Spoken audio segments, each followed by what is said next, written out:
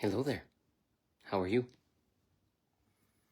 So my topic today is, how do you explore yourself? What does that mean?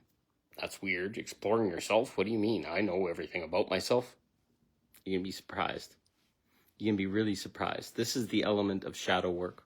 What's hiding behind your beliefs and behind the programming that you've been given since birth and the lies that you've been told that define the fence of your life and what you're allowed to do and what's good, what's bad, what's right, what's wrong, etc. There's a program. There's software running inside of you that you're not even aware of that is dictating who and how and why you are. We call that in your shadow because it's in your subconscious mind. It's how you react to things, how you get triggered, how you force yourself to stop when something new or something exhilarating shows up. And then we exhibit or we align that exhilaration with fear. We've been taught that many times. Expanding your box is something to be fearful, is what we're taught and what we feel in our body. So this is where we get to be exploring ourselves. Where's your fence? Why do you have a fence? Why is that thing? Why does your grandmother's voice come up when you're thinking about that? Why is your grandpa's voice coming up? Why is this past situation ruling the roost of who you are and what you can do and what's safe and what's not safe? Wow. It's pretty deep. You got this unconscious program running your life. That's your shadow. And when people say shadow work, they think, oh, it's a battling demons and it's dark and whatever.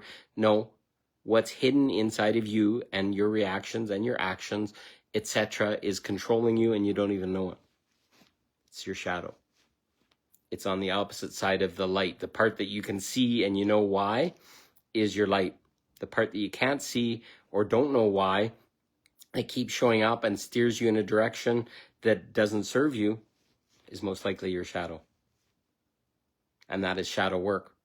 So the simplest way to do shadow work is when things get real, things get intense, and you want to run away, or you want to hit somebody, or you want to hurt somebody, or you want to swear at them, or whatever, lean in. Find out your why in that moment. What's going on? Why do I feel so triggered? Why am I so angry? Where is this coming from? Who said that? Why is this happening? And it's going to make you curious. Because you're going to see stuff that you never saw before. And these are facets of you. And you're going to be disgusted by some stuff that you see. And you're going to also see an opportunity to express courage and lean into them and say, this isn't what I want. Why is this happening? And then you can sit with that part of yourself. Sometimes you're going to find your little boy or little girl, whichever you identify with, staring back at you. And she's angry and he's pissed and he doesn't want you to do that anymore because every time you've done that, you got hurt. Well, that was 30 years ago. And now you're trying to have a relationship. You're trying to be with people. You're trying to connect with people and feel safe doing that. But this old program, this old story, this old result keeps showing up to frickin' screw you out of your birthright and who you are and what you deserve. What's that all about? You're complicit in your own failure. I will tell you, in your shadow, there's more self-sabotage going on to you than you can possibly imagine. And once you drill to the bottom of it, you feel and you realize that you create everything that happens in your life, you're going to be dumbfounded. You're going to be like, what the fuck am I doing? Why do I keep saying that? Why do I self-sabotage myself? Why do I harm people and push them away instead of letting them into my life? Because that's how love is. That's how your mom did it. That's how your dad did it. That's how your ex-lover did it. You will do things that keep people from getting close because you believe, or possibly believe something different, but you could possibly believe that you're not worthy. You don't deserve them. You're just going to get hurt again. You're defending yourself. You're protecting yourself before you even have a chance, which is the old story, the old program, the old trauma replaying, the triggers. And I'm going to tell you to explore yourself and to lean up against something.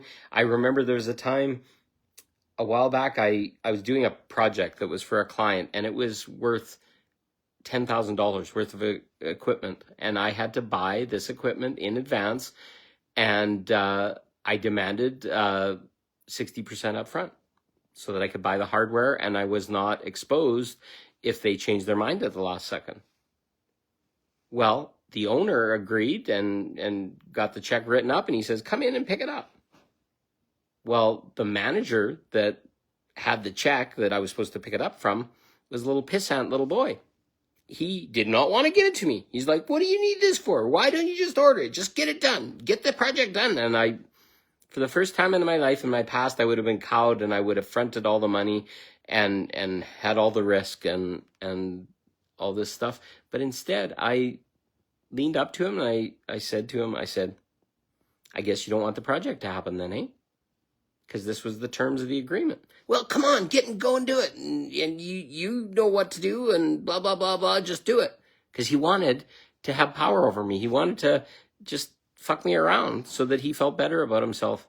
And I stood there and I said, I can talk to the owner if you'd like, because the agreement was you're going to pay me this at this point and I'll order the hardware. And we'll have this project done in the next 2 weeks. But if you don't, we're going to drag the project out, and then somebody's going to wonder why this is happening. And he got all pissy and he got angry. He's like, come on, you're going to do this. I'm not giving you this check. I said, I see the check there on your desk. I'm walking away if we cannot sort this out right now. And I went to leave, and he knew he didn't have a chance in hell of continuing on his game. And the crazy part was, after that, he respected me. Before that, it was like no respect and just piss on me. And my son helped me do the install, and then he befriended my son and wanted to be best friends with him and offered him a tour and all this kind of stuff because I stood up to him. Not that I was the alpha male and I was pushing him down. I just like, fuck, I won't play this game with you. I leaned into so much. I was scared he was getting angry and I was going to get hurt. And I had massive trauma issues with masculine screaming at me. My dad used to do it. And he raised his voice and he tried all his petulant little games that he could do. And it didn't work. And I just kept saying, are you done yet? Come on, are we going to do this? I'm here to get the check. I have to order today to meet the deadline that I said. And if you drag this out, it's not going to work. That simple. I was so calm about it. Inside, I was scared and worried and all this kind of stuff. But I never took shit from a client again because I leaned into it. I felt it. I was challenging my dad. I was challenging a whole bunch of past masculine role models that in behaviors that didn't serve me anymore.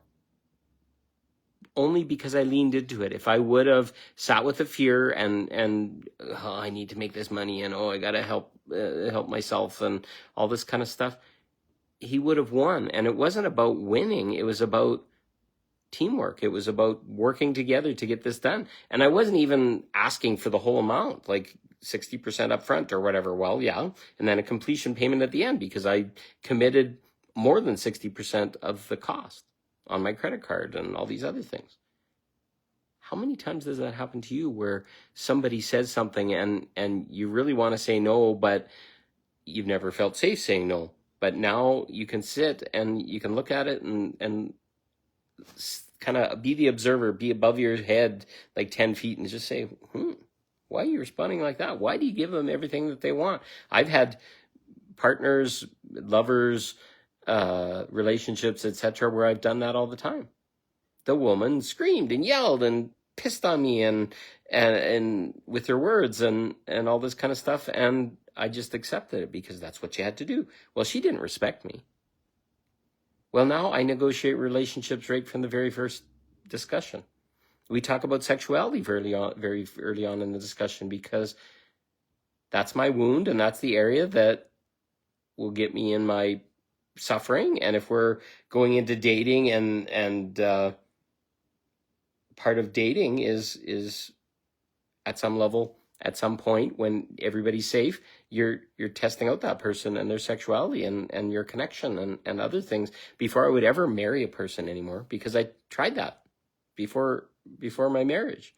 And that person will lure you in whatever way they want or whatever, and then you get in the marriage and then they'll fall back in their wounds. So I had that discussion early on. And I my love language is touch. So I'll discuss with a person, is your love language touch? And if they like hugs and they like kisses and all this kind of stuff, then it's more than likely they're going to enjoy being physical with a person as well. But it has to be on the terms, and I have to understand what their trauma is and my trauma is and how they interact, or else I can look back now at many relationships where they didn't work out because I didn't honor those parts of me. And I didn't know what their side was either. So really, it was kind of going in blind. That was my marriage. So lean in. Start asking questions. Be truthful from the beginning. The people that I'm the person that I'm connecting with, we had a deep discussion today about what they wanted. And it's not about sex per se, because we tried that and we came from sexless marriages and all this kind of stuff, but it's about connection and depth and exploration and intimacy, where it's about sharing pleasure and the discovery of pleasure and the exploration of depth. And if every negotiation to relationship, is what I call it, came from exploration and depth and exploring ourselves and asking for our needs to be met and our desires to be met and making them clear before we start, rather than hoping that they'll see them and hoping that they'll show up later and hoping, and then being disappointed. So the only person that can really see yourself is you. And I will warn you that you have more masks on than you can possibly imagine. I've learned them, and I've had to take them off. They're like veils. They're like, oh, I'm a good boy. I'm a sexual healer. I'm a this. I'm a dad. I'm a whatever. But really, I never really show to people who I am in my past. I'm now changing. And on Facebook, the place where I should be most veiled, it's like, oh, I'm good and I love this and blah, blah, blah, blah, blah. I'm like, this is what I desire. This is what I want. Do you want the same things? Is this something that feels good to you? Is this something that feels good in your body? And then we can explore that. It's like, it feels good in my body, but I'm a little bit concerned that maybe we're moving too fast or we're doing these things. That I can work with. That I can talk about. And it's like, okay, well, what's your expectation? How long? And how does this work? And, well, I want to connect and I want to learn about your family and all this kind of stuff. Well, then we've got a plotted course. I'm not sure what learning about the family and stuff is all important. It's something that the feminine wants, but to see if you're compatible and they can enjoy your family and these kind of things, which is great. And that's from the feminine. But ultimately, I want to know if we're compatible. I want to know if we like the same things. We like the same movies. Do we like the same foods? Are you vegan and I'm carnivore? And is that going to work out? And then it's going to be a big clash every time we have a meal. Not because I want to change anybody, but because I've felt the healthiest I've ever felt in my life by being a carnivore. And the times that I tried to be vegetarian and vegan and all this kind of stuff, I didn't feel good. So a compatibility where two core beliefs are that much in separation is going to create discomfort and triggers. And you're going to have to make something there or just have an agreement that you'll always make their own different foods, but it's going to conflict in what kind of restaurants you can go to and what kind of foods you're going to, in whether you can share foods together. If I'm seen as a perpetrator against animals because I only eat carnivore, that's not going to work out in the long run. So leaning into every possibility, everything needs to be said, discussed, and brought out. And when it feels uncomfortable, that's where the gold is. Every single thing that I've learned within myself that wasn't fun and was ugly and made me feel bad in the end or whatever was related to me and something in my shadow. But there's less and less in my shadow. My little boy and I are friends now. Are you? Are you with your inner child, your little girl, little boy? Can they talk about the things that scare the frick out of them, like dads that scream at them about their vegetables and mothers that won't let you have emotion and cry to get their way all the time? I've had to see all that stuff. I can still feel it in my nervous system, as I mentioned that. And I'm very careful around women to not have that pattern show back up in my life again. And women might think that's weird and I'm just too careful and all this kind of stuff. But I know I can stand up to a feminine that's not in integrity or using emotion to abuse me, because I've had it. I've had it many times. My last partner was that. It was so hilarious, and I finally, I many times walked away, but I am absolutely clear after the level of insanity she gave to me a couple days ago and started talking about sex stuff and stuff that was meant to smash me, but we weren't even talking about that topic. It was just the ploys of a dark entity or anger or fear or whatever to try and distract me and cause more disruption. And if you've got somebody in your life that's doing that on a regular basis and they say they're changing and they're not, and they go on Facebook and talk about self-responsibility and how amazing they are or whatever, they're more than likely not. Because when you truly know it in here, you don't have to tell anybody about it. It shines out of your eyes, it shines out of your face, it shines out of every action that you have now and always. So, explore yourself. Go up against your wall, go up against your cage, and it's going to feel uncomfortable. It's like, oh, I don't want to do this or whatever. And if somebody's coming at you, try something different. Do it different. Do not run away. Lean in. I want you to lean in and say, what's going on here? You don't have to say this out loud to the person that's like, oh, this person really pisses me off and I'm feeling really uncomfortable. I'm feeling really angry. And you're going to learn something about yourself. I'm just noticing as I'm talking here, as I've lost weight, I used to have this little jangly jowl down here. I don't nearly as much as I used to. So my carnivore journey is helping me. But you're going to see new facets of yourself every day. I'm actually using red light therapy that's red LED lights on my head, and I'm hoping to regrow my hair because it will do that. I'm using it to help my vision and sore backs and other things. I'm leaning into new possibilities. Are you? Do you run from them? Do you hide from them? Do you avoid them? Because I'll tell you, after a while, eventually you're going to live your life for those oppressive situations to show up so that you can uncover what's not serving you and what's keeping a wet blanket over you, and you're going to thrive. I do it every day. And there's new possibilities, new relationships, new amazing people showing up out in my life every day. God's got his own plan. Sometimes it doesn't work out. Sometimes it's confusing, etc., etc., etc., but it's coming together. I'm excited. I have this passion inside me that I haven't had for a very long time. So I'm excited. Are you? When's the last time you were excited? All from leaning into and exploring our own discomfort. And trust me, discomfort is unease with different. Discomfort isn't automatically evil or bad or something going to hurt you or whatever. Discomfort is probably more than likely where you've hidden your very dreams, your very whatever, because you've been unworthy for a long time. You've not believed in yourself. So go into your discomfort. Go into that dark cave that's inside your soul, and you'll think there's a dragon there, but you're going to find out that it's just a paper mache dragon. Or that dragon may blow some smoke and what you think is fire at you, but you'll realize that it was all just a ruse. Because the story we tell in our brain is more than likely the very thing that's blocking us from our greatest outcome. That simple.